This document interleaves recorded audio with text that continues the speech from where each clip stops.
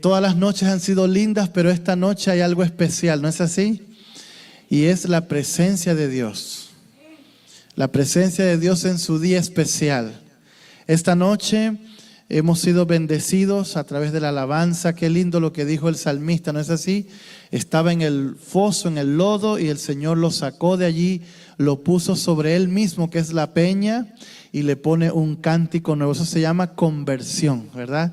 Es la conversión que nos da la verdadera adoración. Vamos a inclinar nuestro rostro porque tenemos un mensaje muy importante esta noche también que queremos compartir, que tiene que ver con el carácter del adorador en el tiempo del fin. Vamos a orar, iglesia.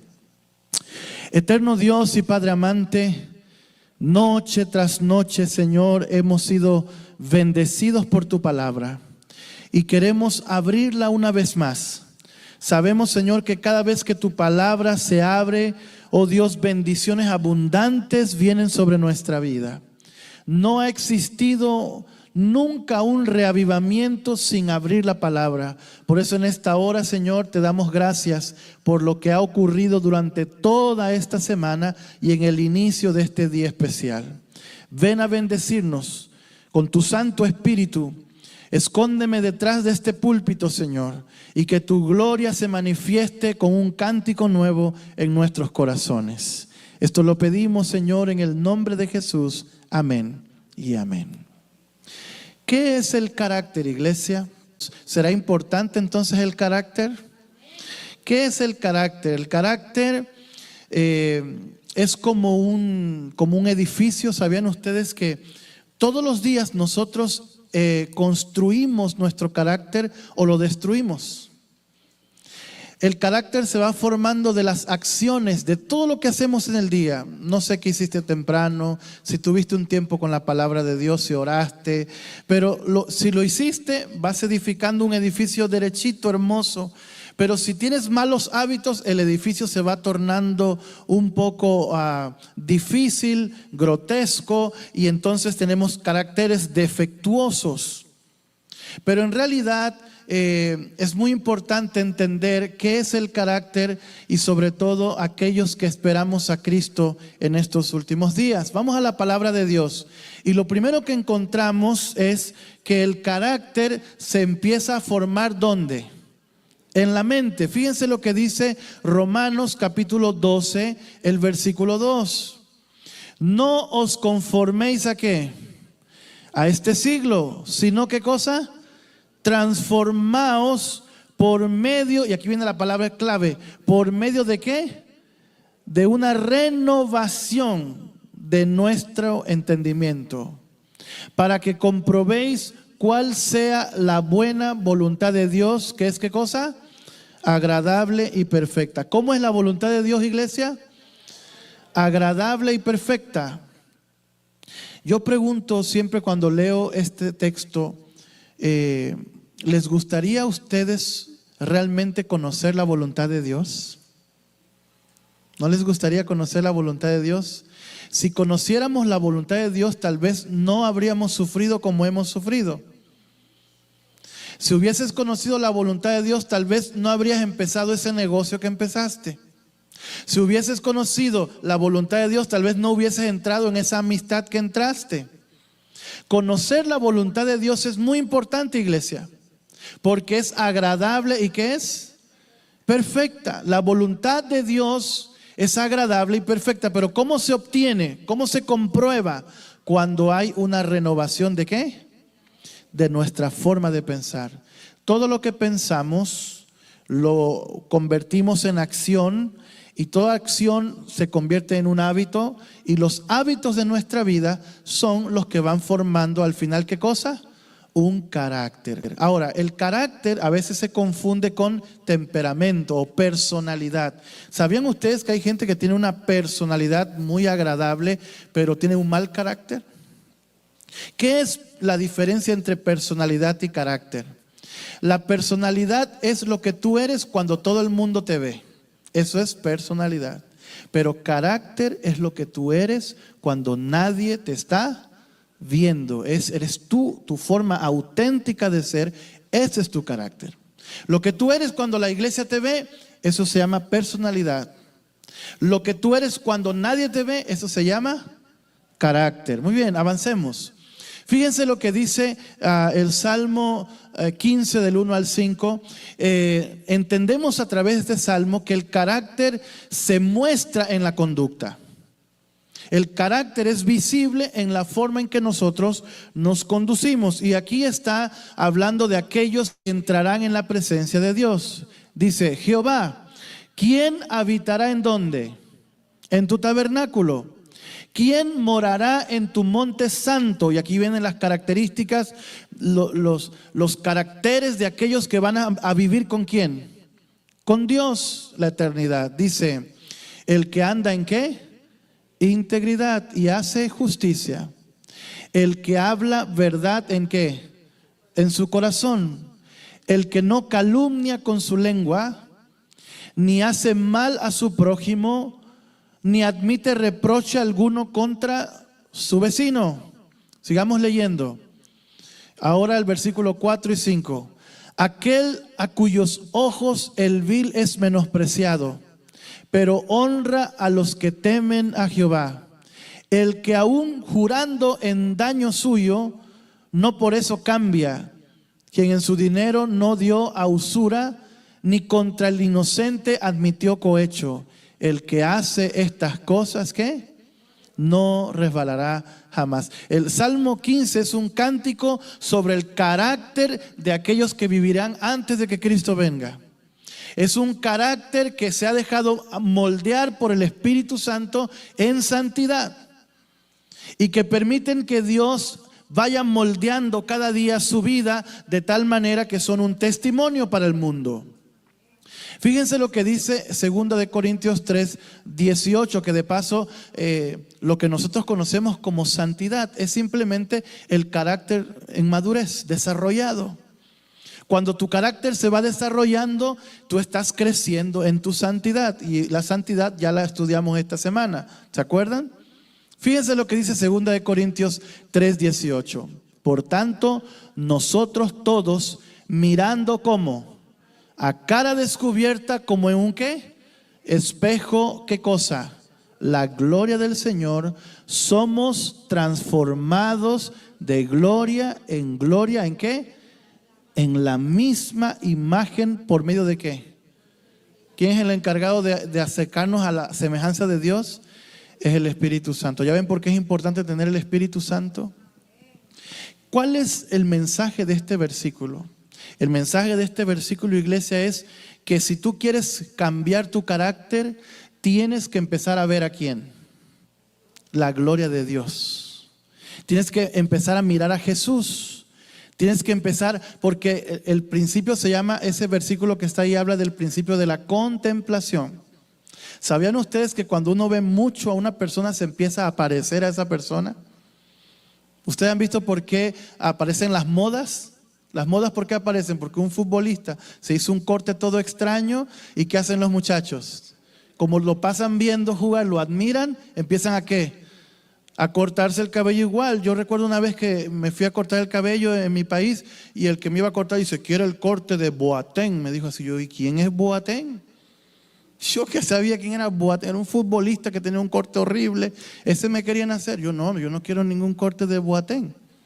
Yo quiero un corte que sea decente.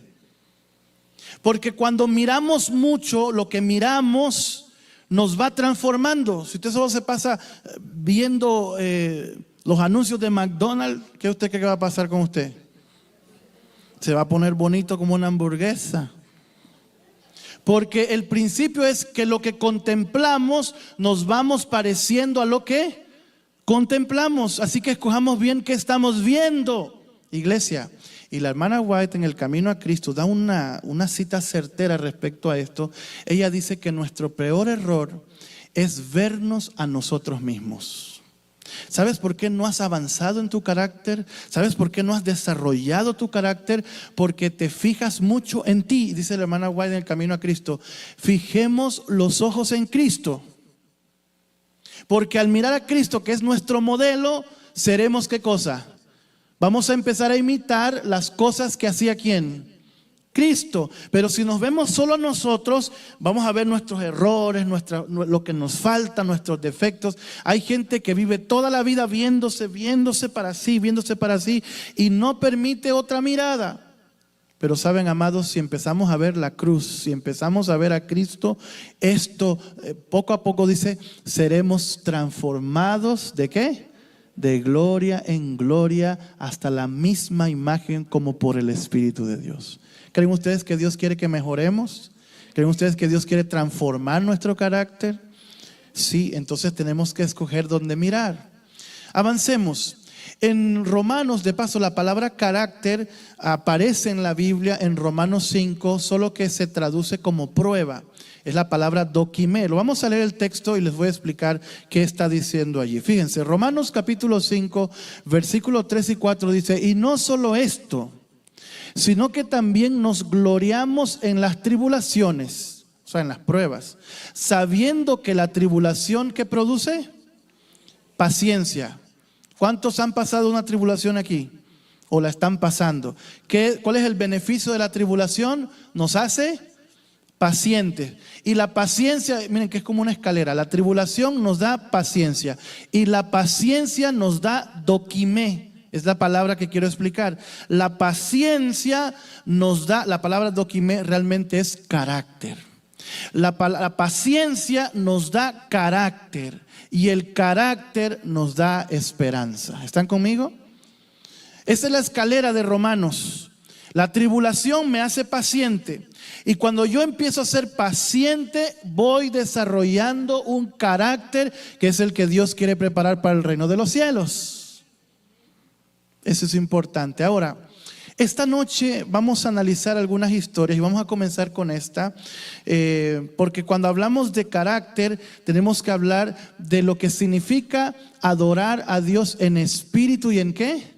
Y en verdad. Y para ello tenemos que ir a Juan 4, donde Jesús se encontró con una mujer llamada, le llamamos samaritana porque no dice el nombre. Y cuando la Biblia no dice el nombre, a mí me gusta poner mi nombre allí.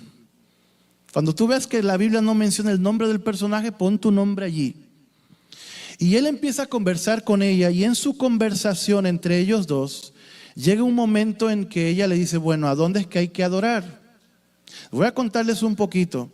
Cuando los israelitas fueron deportados por Nabucodonosor, que dejaron sus tierras vacías, llegaron los samaritanos a vivir, a cultivar. Cuando ellos volvieron con el rey Artajerjes, le dio la orden de volver. Cuando llegaron a sus tierras ya había gente viviendo allí. ¿Se imaginan que ustedes tuvieron que salir de sus tierras y cuando vuelven a su país hay gente viviendo donde usted tenía sus tierras? ¿Cómo se sentiría usted?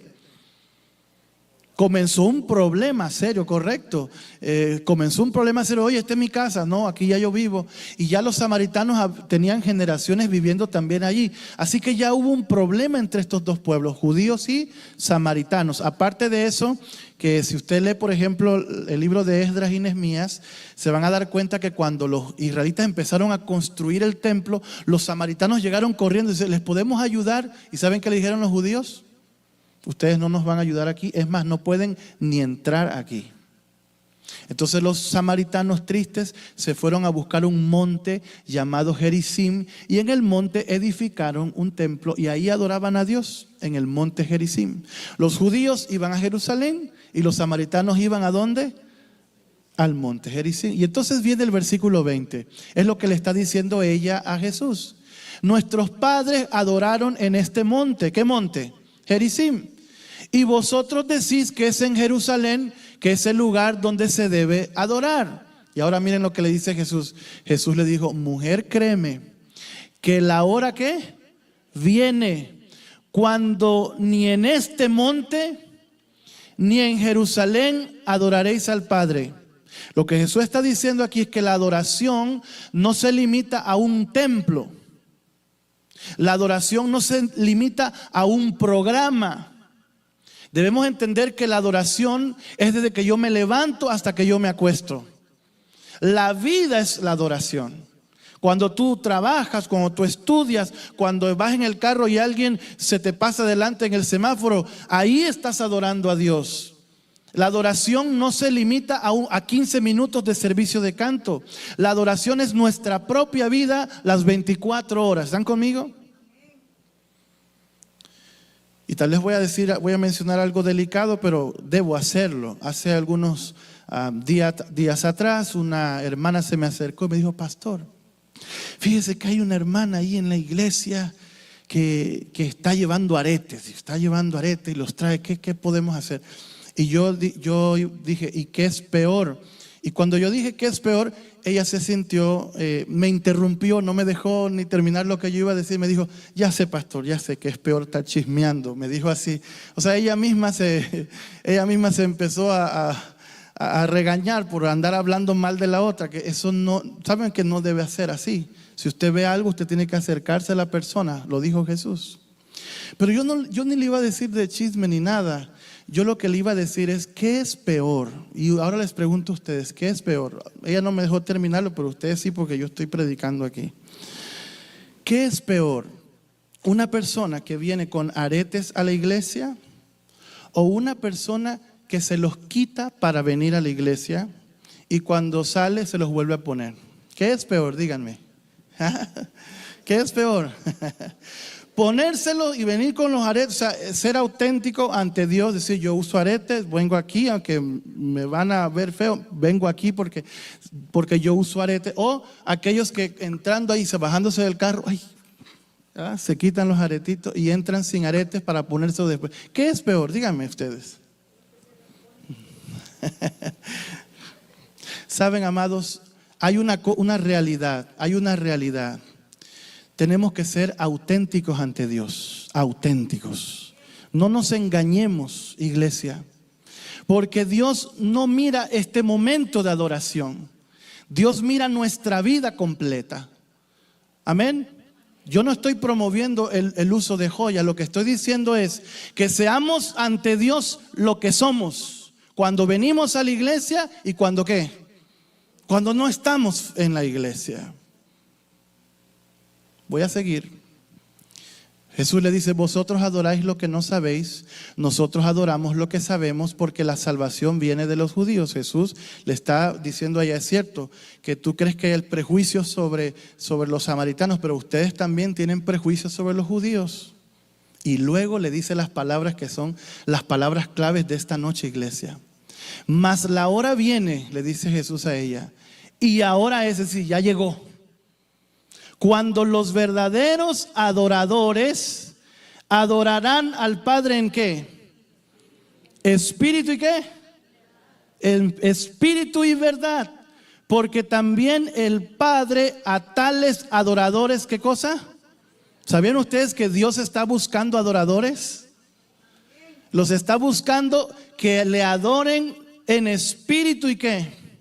Y en verdad, es decir, con fervor, con ánimo, pero también con inteligencia, fundamentados en un así dice el Señor, espíritu y verdad. Ahora, ¿qué es esto de espíritu y verdad? ¿Será posible que hay gente que solo adora en el espíritu sin la verdad?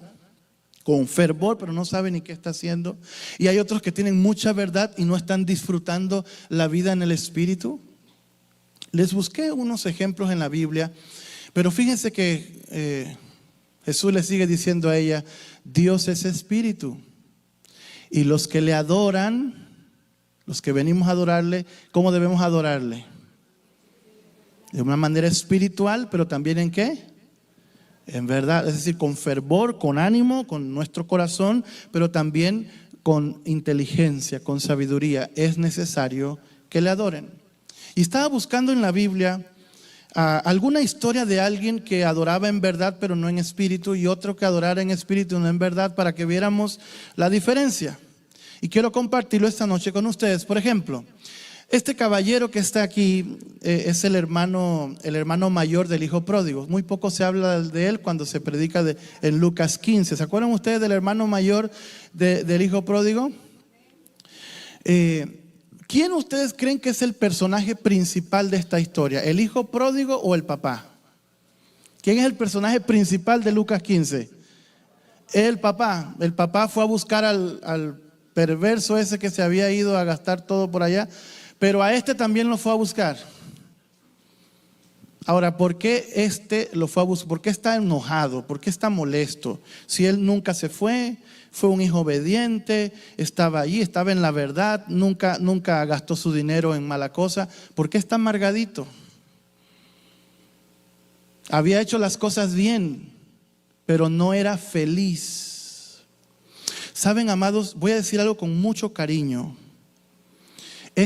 Nunca se fue, pero estaba igual de perdido que el otro. ¿Tú sabías que la salvación no la dan estas cuatro paredes? Hay gente que se puede perder aquí adentro y hay gente que se puede perder afuera, porque no es un templo que salva. ¿Quién es el que salva? Voy a tratar de explicar bien este principio. La salvación es Cristo, es una persona. No estoy diciendo, entonces no vengamos a la iglesia. No estoy diciendo eso. Lo que estoy diciendo es que uno se puede perder tanto afuera como, porque estaba perdido, nunca se fue. Estuvo con su padre, le ayudó a su padre, estaba trabajando con su padre, era obediente a su padre, pero él no era feliz. ¿Y cómo sabemos que no era feliz? Porque no quería cuando vio al otro que volvió, no quería ni qué. No quería ni entrar, estaba molesto. Y tiene el padre que salir allá. Fíjense, él estaba en la verdad, pero no tenía el Espíritu de Dios. Tenía mucha verdad en lo que él decía, pero no disfrutaba lo que él estaba haciendo. Voy a explicar esto. Cuando el padre se le acerca, ¿cuál es el reclamo que le hace este muchacho? Le dice: papá, yo aquí me mato madrugando, saliendo a buscar todas las cosas, te he estado contigo todo este tiempo y tú a mí ni un corderito me has matado. Ahora viene este sinvergüenza que se fue a gastar todo lo que tenía, su dinero con rameras, porque eso es lo que dice su hermano. Es más, ni le llama hermano, ese hombre le dice, porque ya no lo sentía ni su hermano. Estaba adentro, pero estaba lleno de ¿qué? De odio hacia el que volvía. Le molestaba que él volvía y por qué lo recibió. Y ahora he escuchado que le has matado el becerro, el más gordo. O sea, a mí ni un corderito y a sinvergüenza una vaca grandota, una fiesta. Yo no entro a esa fiesta. Estaba perdido y nunca se había salido de la casa. Estaba perdido haciendo las cosas correctas, lleno de verdad, pero sin el Espíritu de Dios. ¿Están conmigo, iglesia? Lo que quiero explicar a través de la vida de este caballero es una religiosidad que no se disfruta. Hay gente tan religiosa que no le da tiempo de estar con Jesús. Hay gente tan religiosa que no es feliz. Miren, es cierto que Jesús dijo que el camino era angosto, pero ellos lo hacen más angosto todavía. Más angostito. Porque están amargados, le molesta todo. Amados, ¿ustedes creen que Dios nos dejó la iglesia para que seamos infelices o para disfrutar? ¿No es la iglesia un lugar donde debemos estar contentos? ¿Vamos a estar amargados aquí, bravos, cristianos molestos porque otros están volviendo o porque no se hace lo que se tiene que hacer? Amados, Dios nos dejó la iglesia para que disfrutemos. Si usted está sintiendo que usted no está disfrutando la iglesia, entonces no ha entendido lo que hay que hacer en la iglesia. Porque la iglesia es un lugar de gozo espiritual. Él tenía la verdad, pero no tenía el Espíritu de Dios. Mucha verdad sin el Espíritu causa eso. Ahora vamos a otro ejemplo. Alguien que tenía mucho espíritu, pero que no tenía nada de ¿qué? Este es el segundo ejemplo. El otro ejemplo es un caballero que aparece en la Biblia llamado Apolo. Y dice la Biblia que era un hombre fervoroso. Pero una pareja, unos esposos lo vieron y dijeron: tiene mucho fuego, pero no sabe nada.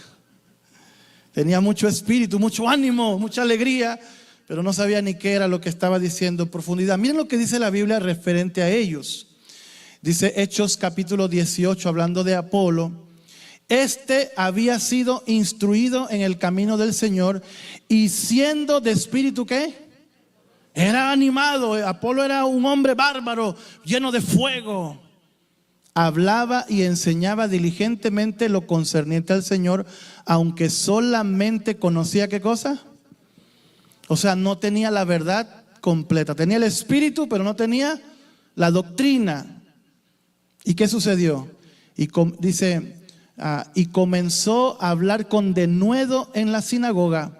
Pero cuando lo oyeron unos esposos, Priscila y Aquila, ¿qué hicieron ellos? Le tomaron aparte y le expusieron más exactamente, ¿qué cosa? Tenía el espíritu, pero no tenía, ¿qué cosa? La verdad completa. Entonces lo que hicieron Priscila y Aquila fue llevárselo y darle estudio bíblico, para que entonces el espíritu estuviera, ¿qué? Conectado a ¿qué? A la verdad. Porque hay gente que tiene mucho espíritu, pero no lee la Biblia.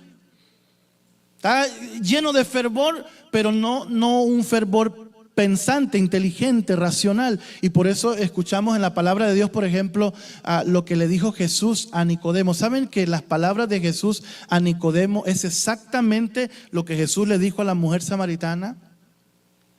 Jesús le dijo a Nicodemo: el que no nace de nuevo no puede ¿qué?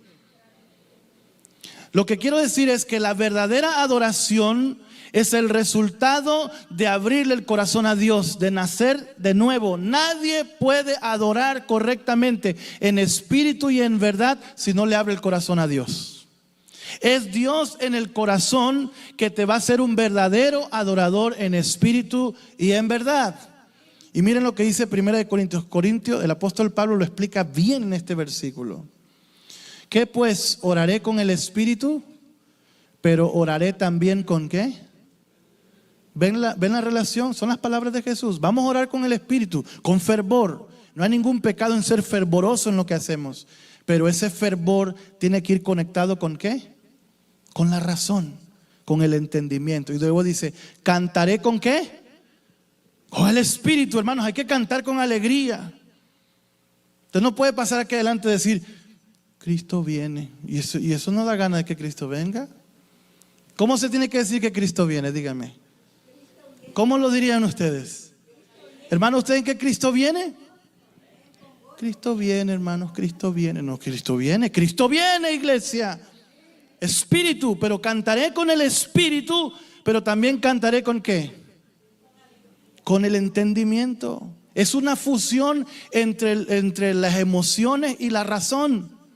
Es una mezcla entre lo que yo siento, pero también lo que yo tengo una base de sentir en la palabra de Dios. Así que, amada iglesia, Dios nos llama a ser espirituales, a sentir el fervor del espíritu, pero también que ese mismo espíritu nos lleve a la palabra de Dios. Él nos guía a la verdad.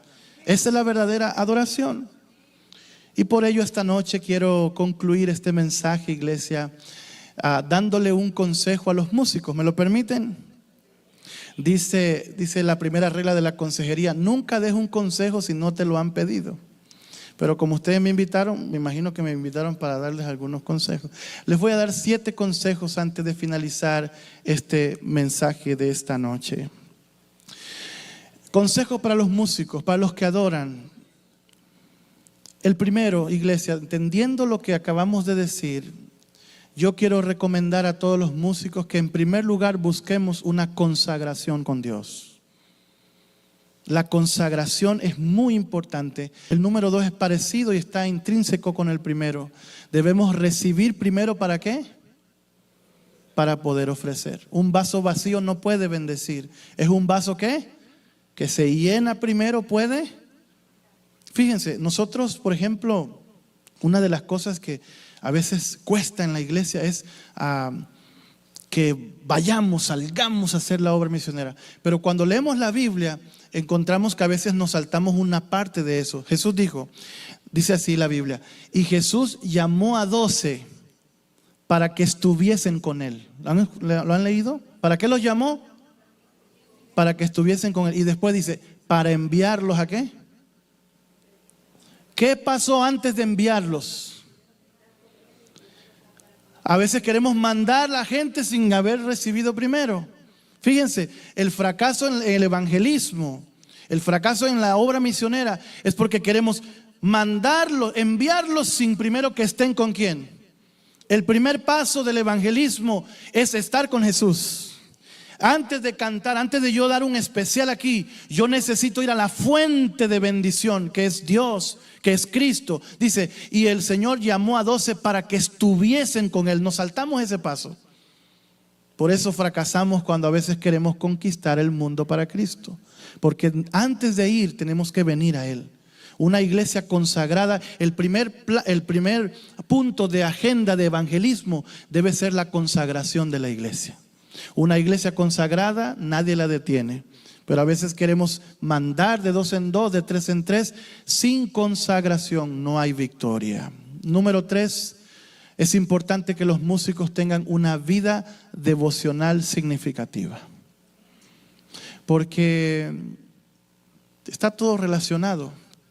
Tienes que tener una parte con Dios para que cuando tú vengas aquí, tomes el micrófono, tú puedas bendecir a las personas. Porque tú has recibido bendición. No se puede venir aquí sin amor, porque seríamos un címbalo que resuena. Número 4, el músico debe cuidar su apariencia personal, su modestia, su decencia, la ropa, la forma de vida. Y debe entonar claramente. Eso se practica. El músico debe pronunciar correctamente, ser entendible lo que está diciendo. Eso es un deber del músico. Voy a dar 2 consejos más. Debemos evitar el orgullo en la presentación y ser cristianos, ¿qué? Auténticos. El Señor Jesucristo viene, iglesia, pero no viene por miembros de iglesia.